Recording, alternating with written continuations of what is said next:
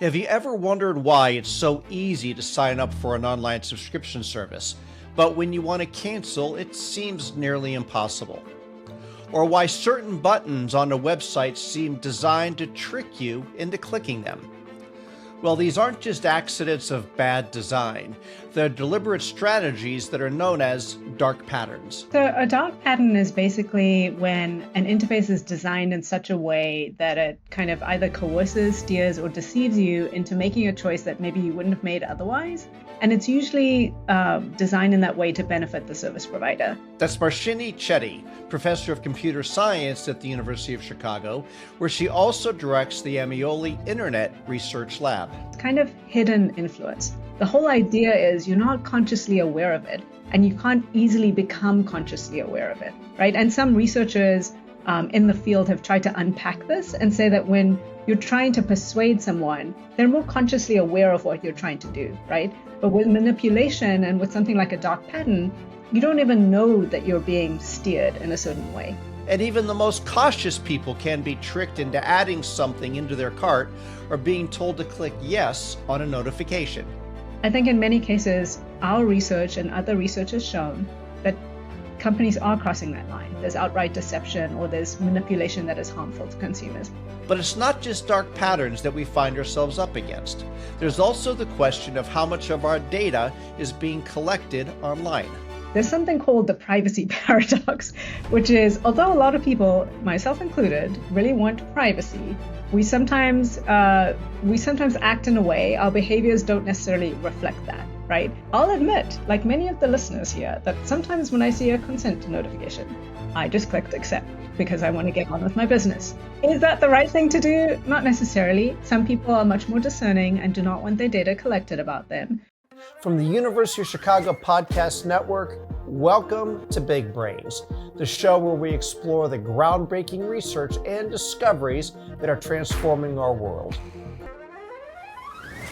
I'm your host, Paul Rand. Join me as we meet the minds behind the breakthroughs. On today's episode, inside the dark patterns of the internet and what should be done to keep us safer online. If you appreciate hearing from the experts in research and science who are shaping our world, please consider subscribing to the Big Brains YouTube channel. It ensures that you never miss an episode, and it helps these important conversations reach a broader audience of learners. Bold and curious. These words describe the guests that you hear on Big Brains who are shaping the future of research.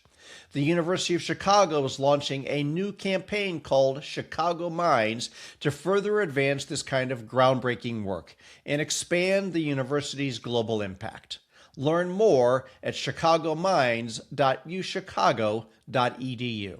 You know, I think just about every one of us is operating online, and many of us, of course, feel somewhat vulnerable, a little bit uneasy.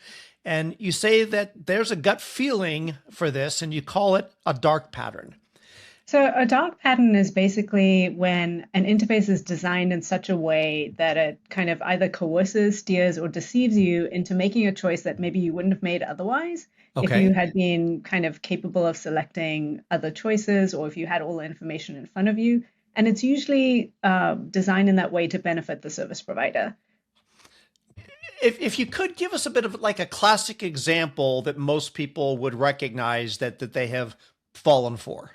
So a classic example is what we call like a roach motel. So this is basically, like literally those little traps you have for roaches. They can kind of check in very easily, but it's very hard for them to check out. Okay. Right. So it's basically like, maybe you signed up for a subscription, but then you're trying to cancel and it's almost impossible to figure out how to cancel. Right. That's like a very common one. Or maybe you're shopping online and you see all these countdown timers and it's kind of creating this sense of urgency, like, oh, I better get this deal now or I'm going to miss out. That's another example of a dark pattern that's pretty common. And that may or may not be accurate. Probably it's not accurate. It's just a manipulation technique. Well, occasionally it isn't accurate. So sometimes in our research, we found that those countdown timers sometimes reset or the deal's still valid even when the timer expires. So I'm not saying all of them are inaccurate, but we definitely have found cases of outright deception with those timers. Okay. As we think about this, there's some that could argue that it's manipulations. Other could say, well, no, it's persuasion. How do you look at it?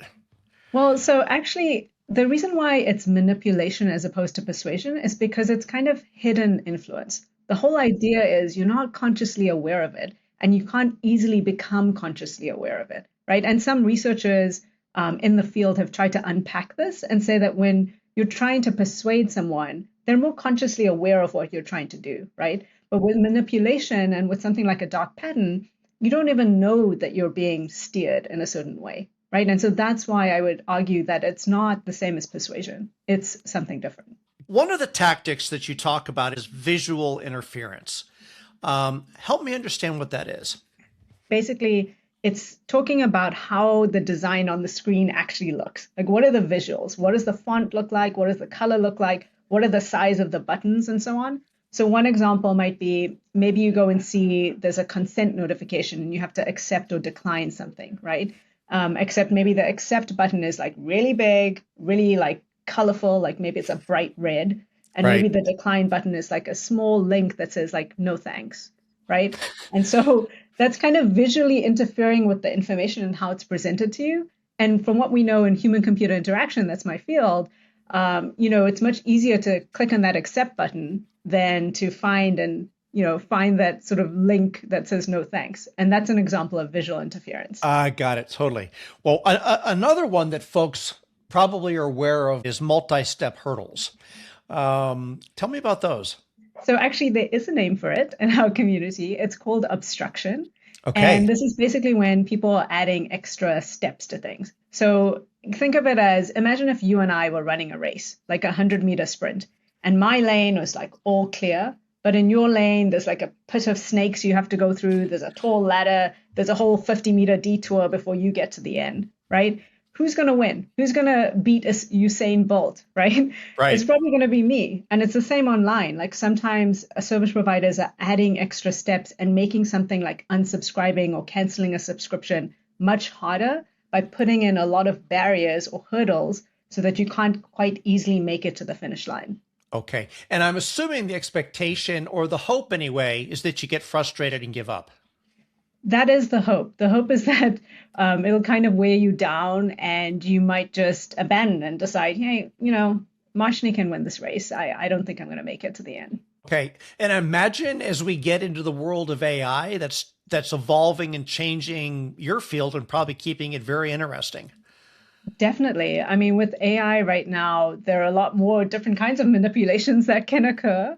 When you're talking to an AI, you're much more likely to disclose information because it feels very natural, like you're having a conversation, more sensitive information. And then even when you're talking to an AI, you may not even disclose information to it directly, but it can infer a lot about you. Yes. Right? So things like that are changing the way we think about, say, manipulation and deception and coercion, and also how we need to design interfaces in a way so that people are kind of protected, their data is protected, they know what they're getting into.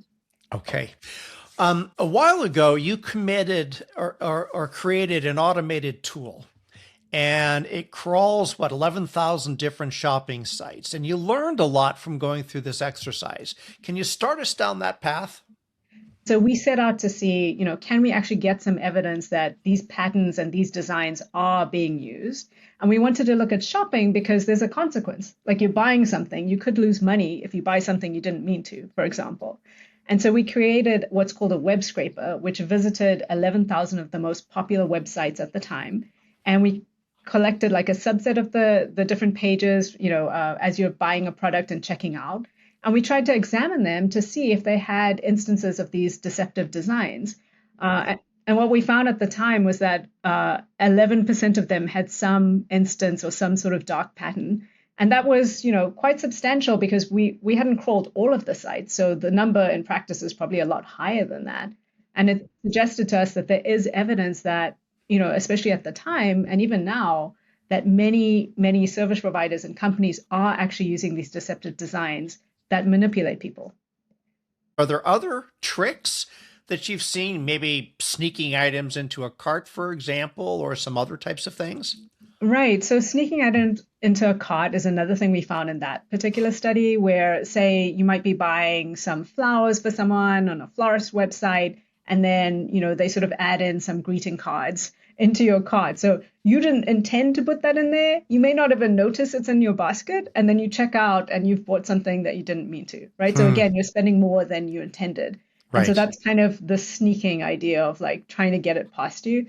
Sometimes I can even just refer to sneaking information past you, where you might be subscribing to something, but because of the way the information was displayed, or maybe it's in like tiny font at the bottom and buried terms and conditions, that you may not even know that you signed up for, say, a subscription service. It's interesting. The countdown timer arguably could be called manipulation. Sneaking something into your cart actually sounds like theft. Well, again, I think like context matters, right? So I'm talking about these things in abstract terms, but I Yes. think even some sites that are fairly innocuous are using arguably the same kind of tactics to get you to agree or disagree, to maybe even just sign up for a newsletter. So with all of these kind of manipulative designs, we really need to examine the context to understand what is happening, what is the user being, manipulated into doing, and then also, is there some sort of harm? Like, is someone losing money? Are they giving up more data than they intended to? Are they suffering some sort of consequence that is problematic? And in some cases, you might be able to say, like, yes, this countdown timer was an outright lie. The deal was still valid when it expired. But in other cases, you would have to look at the context to really understand whether or not this is crossing the line into deception, whether it is manipulative, and so on. Okay. The other ones that you spent some time talking about were high demand notifications. And then some of those turned out to not be accurate, if not just outright fake. Right. So high demand notifications are, think and imagine a site where everything's like, this item is selling out fast. We found a couple of websites where literally every single item on the website was selling out fast. Like it cannot be that your whole inventory is selling out fast. So I think what our research has shown, and what other research in general has shown, is that when people are throwing these dark patterns at you, it's very hard for you, even if you know that they exist, for you not to be manipulated by them, right? So even I mentioned that consent notification, you see an accept and a decline. If we hide that decline button and put it under another button that says learn more, more people are going to accept, right? So just the design shifting, even if you intend to decline, it's going to make it harder for you to actually say no, right? Got it. So even if you're aware of these dark patterns, it's very easily, they can very easily manipulate you regardless. Okay. Interesting. The team that you work with also studied and looked at some of the source code behind these prompts. And probably, I guess, not surprisingly, but some of these, lack of a better word, tricks are sold by third-party companies as a product. Yeah, so we sort of examined the ecosystem at the time of, like if I want to set up a shopping website, how do I do this? I might use a service called Shopify, which will help me to quickly create like a shopping cart and all the components I need to sell stuff, right?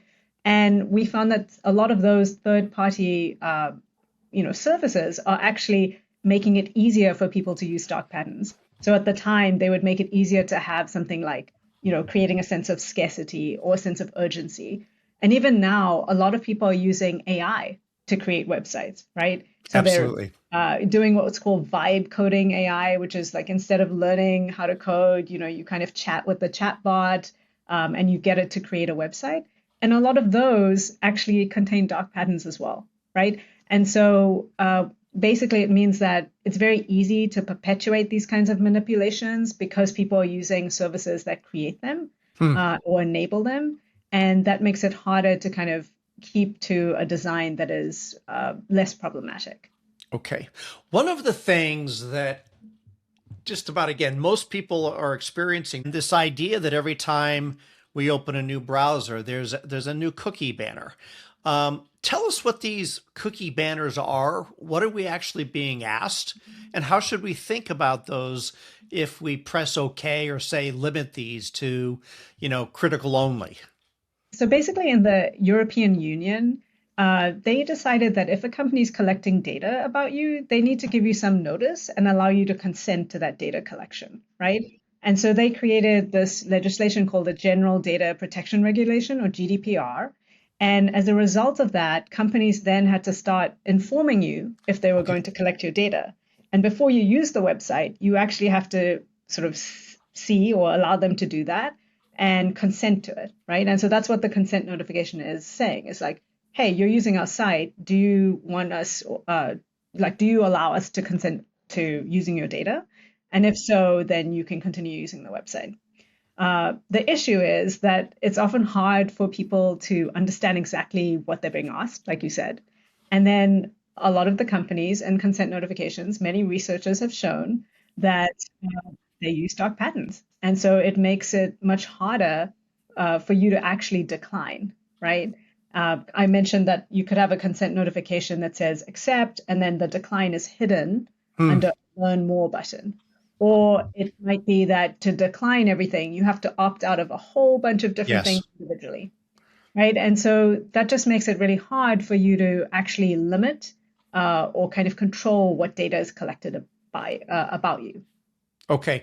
We're going to get into what consumers can do about this, but if you're faced with a cookie choice when you come in, what is your typical response and how do you handle it?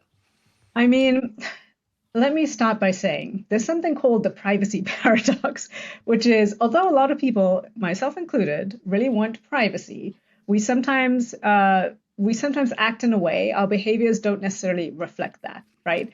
And so that's called the privacy paradox. I'll admit, like many of the listeners here, that sometimes when I see a consent notification, I just clicked accept because I want to Okay. get on with my business. Okay. Is that the right thing to do? Not necessarily. Some people are much more discerning and do not want their data collected about them. And so I'd say it would be good to take the time to actually read what is being collected about you and then make a more informed choice about whether you want that data to be collected. Actually, here in the US, we're really lucky. California created a law called the California Consumer Privacy Act. And as part of that law, they actually make it easy for you to opt out of the sale and sharing of your personal data amongst other rights. And so they made it so that if you have a certain amount of customers in California, you have to allow people to opt out of the sale of sharing of personal data. And the website has to have a literal button that has certain wording to make it easy to find for you to do that. And so, a lot of the other states get the benefit because if companies are doing it for the Californian customers, they tend to do it for everyone else. We've actually studied that and found that that is the case. But again, a lot of the companies also use dark patterns to make it harder for you to opt out. We've also studied that and found that that's the case too. Now, I imagine that these companies, these marketers would like to argue to us that there is consumer benefit in allowing us ourselves to be tracked. What argument would they be making? Well, I mean, I always believe that nothing is totally wrong or nothing is like totally bad or good, right? You have to kind of, again, look at the context. I'd say a company could argue that if I'm collecting data about you, Paul, maybe if I'm trying to sell you something, I could personalize those ads for you, right? I could get you something that's more tailored to you. And that doesn't sound like a bad thing, right? So, companies could argue that this data is useful for them to optimize their service, to make sure that it's tailored to individual customers, and to give you the best service that they can, right? So it's not always it's not always a bad thing that they're wanting to collect the data. But on the other hand, maybe you don't want that data collected about you, and maybe that data in collection with other data can be aggregated and then tell companies aspects about yourself and your persona that maybe you're not comfortable sharing. Absolutely. You're absolutely spot on. So as you think about this, there's a question of legality, but then there's a question of ethics.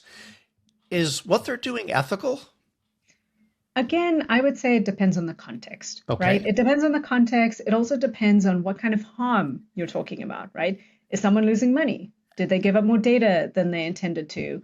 Are they, getting on Instagram and finding themselves 4 hours later watching too many reels because of autoplay and infinite scroll, right? So it kind of depends whether or not companies are crossing an ethical line. You kind of have to look at what are we talking about specifically. I think in many cases, our research and other research has shown that companies are crossing that line. There's outright deception or there's manipulation that is harmful to consumers. In other cases, maybe not so much. And so it's hard to just say blanket, across the board that people are acting unethically, or even if they're doing it in an intentional manner. But in many cases, they are. Okay. There seems to be in some circles, and I think most folks have at least thought about, if not enacted, putting themselves on the do not call list. We could make an easy argument of how effective or ineffective that actually is. But is there some way where there is a blanket opt out of this type of thing that you can do on your computers? So actually, for the data collection, I mentioned the California Consumer Privacy Act. Yep. They actually also enable something called global privacy controls, which is basically in your browser, you can get your browser to send out a signal to websites to say, do not collect my personal data, right? And websites are supposed to, again, if they have a certain base in California, respect those signals and just do that automatically without you having to actually go and say it specifically. So people are trying to create measures or put measures in place so that that can happen more easily for consumers. But we're not at the point where everyone is implementing that or everyone even knows what that is or how to enable it. And so we still have a long way to go before it's really easy for us to manage like what data is collected about us and how so and what it's used for. Okay. We'll talk about progress against that. One of the other things that has always somewhat dumbfounded me is how my contact information gets picked up by other companies. I ended up years ago signing up for a Comcast email account, and it actually became unusable because they sold my name and contact information so much that there was nothing but junk mail in my mailbox, and I finally had to just quit using it. Right. How does that happen? Well, again, it sort of depends. If we bring it back to the case of dark patterns, sometimes it can happen when you're signing up for something and they use what's called a trick question and like a bad default. So you can imagine you're signing up for something, they have a couple of check boxes with small font, and you have to really read carefully to that. And it might say something like, by unchecking this box, you are opting out of newsletters, right? So it's something that goes counter to what you would expect, like you're checking to opt in. And so by using trick questions, it might be that you're not fully informed about what you're actually doing. And it could be that the company is then, getting your permission, even though you didn't intend to give it, to actually be sending you junk mail and so on. Okay. Are there also, though, I've gotten ads for things that I just can't imagine what the connection is. So I'm assuming that they just sold my information. Is that possible, or am I imagining that? No, that is possible. So, people are collecting data about you for many reasons. And a lot of the time they're collecting it to sell to third parties, to other companies who, again, can monetize that data, use it for profiling different people, to help with advertising and so on. And so it's totally possible that someone else might have that data. Sometimes we also have other ways that this comes about. So, it might be that people are tracking you across devices. Maybe you search for something on your phone, but they also know your laptop's in the vicinity, or maybe, you have someone in your household that then sees an ad for something that's related to something you search. It's because we can kind of place all of those devices on the same network and use that information to be able to serve ads to different people that are kind of related. So there are many different reasons why that could be happening to you. Okay. I have gone through, and I'm willing to bet others have, of desperately trying to look to the bottom of these emails and unsubscribe, and even spending time do it. I did this with Comcast before I finally just gave up. Some email clients actually make this easier by putting an unsubscribe button like closer to the top of the email message. Like I know my Gmail client does that. And so it can make it easier for you to unsubscribe. Unfortunately, again, bringing it back to dark patterns and manipulative designs, sometimes when things are not standardized, like how do I cancel a subscription, very easily. So it's not a roach motel where it's easy for me to sign up but hard to cancel. If it's not standardized, then it makes it really hard for you to do the same thing as the unsubscribe with email. And actually, the Federal Trade Commission, which is basically in charge of consumer protections online, they're trying to enact a rule that's called click to cancel, which would make it much easier for you to cancel a subscription within a matter of a few clicks. This was kind of held up. And so now they're sort of redoing everything and sort of getting like comments on the rule again. But this is something that they're working on to make it as easy to cancel subscriptions and so on as it is to unsubscribe from an email. This type of manipulation doesn't just apply to online advertising. It also applies to even deleting social media accounts that we've signed up for. We studied this in the past where we were trying to see if there were sort of dark patterns when you're trying to like delete a social media account. Again, for a lot of social media companies, we don't pay to join them. Why? Because as many people say, you are the product. Right. They're collecting a lot of information about you on social media that they can then sell to advertisers or use to kind of target ads at you.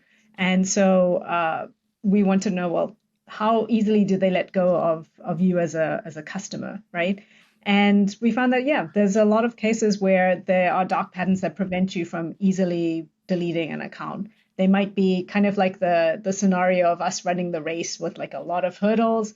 A lot of companies put a lot of hurdles to make sure that you're not actually going to make it through that process. They make it so that you want to abandon and you'll say, this is taking too long. Maybe I won't cancel my LinkedIn account after all. Right. Or they may play on your emotions. They may say like, Paul, are you really sure you want to cancel this? You'll lose all your connections.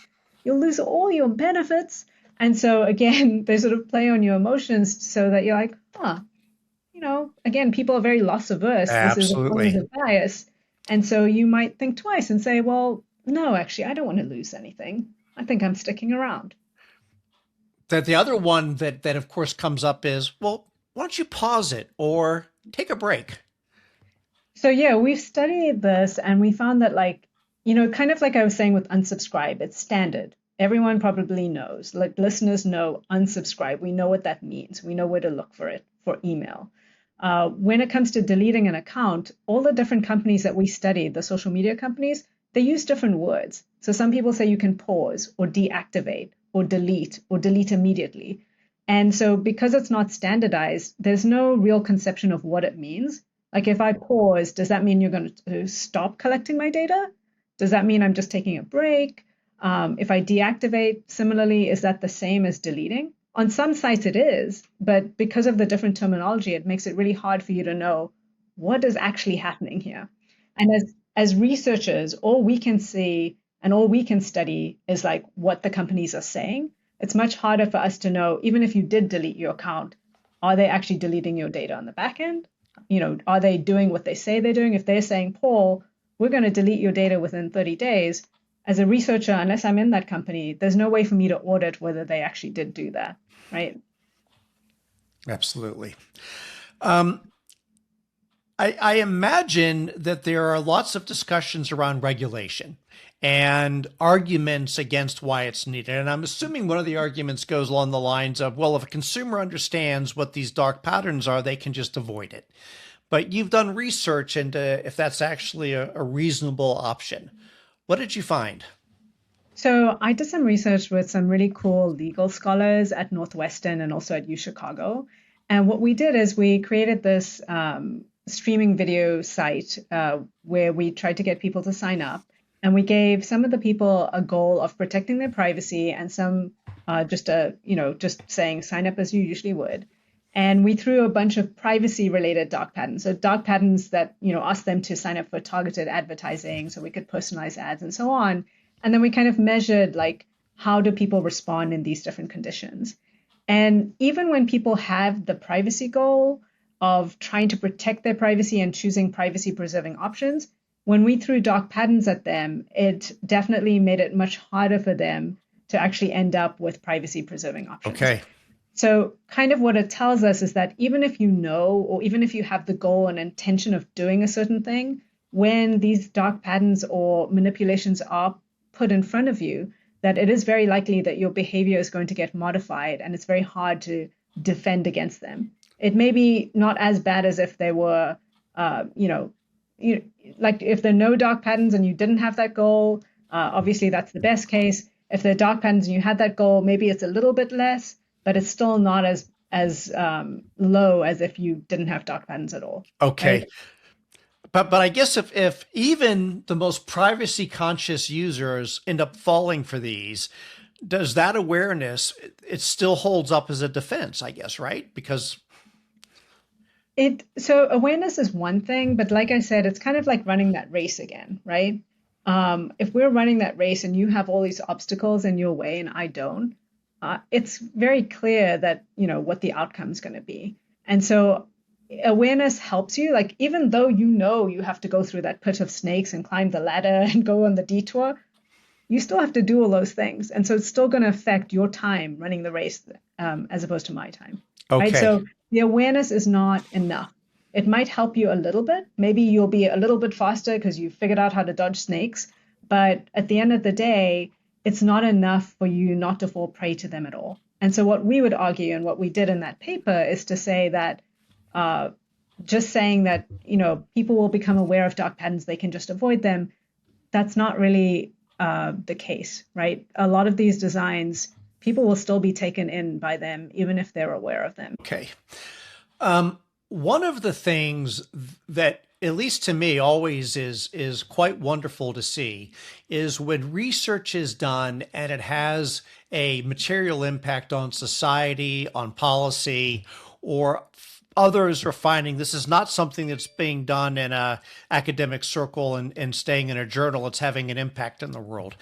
You've been very successful in that realm of having your work make an impact. Talk to us about how you've done that. You know, I think I've just been very fortunate that I've always had an interest in policy and impacting policy and providing evidence to people who could take, say, an enforcement action against a company who has manipulative practices. I really like doing that. I like having research that's actually going to benefit other people and not just stay as like a research paper. And so I've just been fortunate to have had connections with people who have found the work useful and then used it in terms of like informing regulation or informing cases against companies. I've also had the privilege of serving as an expert witness in a case against Amazon for the Federal Trade Commission. And that was just so rewarding because it was How much was that finding for? So that was the biggest settlement, or one of the biggest settlements that the Federal Trade Commission has had against a company. It was $2.5 billion. And a lot of that is actually going back to consumers. They can get $50 refunds if they feel like they were unintentionally subscribed to Prime or unable to cancel Prime very easily. We spent a little time earlier talking about the world of AI. And I imagine that this is really turning this world of computer human interface, dark patterns on its head. Give us a big picture of how AI is changing the game that we've been spending all this time talking about. Right. So in terms of manipulation, AI is very interesting. Like, especially if you think of something like a chatbot, because a lot of the earlier chatbots were very sycophantic. So they were just like, oh, Paul, you're the best, you know. It would kind of make you want to disclose more, like, because this is almost like your buddy, right? And so kind of like I was saying earlier, like you can basically disclose more data.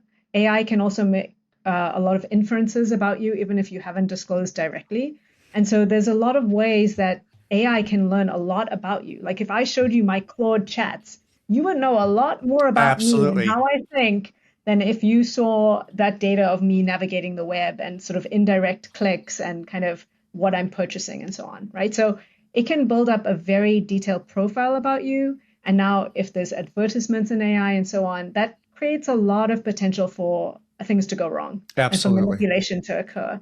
And so I think it's a really interesting area. Researchers are starting to look at that and starting to kind of try to understand how manipulations occur. Also related to just, we were talking about data collection. We're studying right now, how easy is it for you to opt out of having your data used for model training and so on? Do you even understand where your data is going?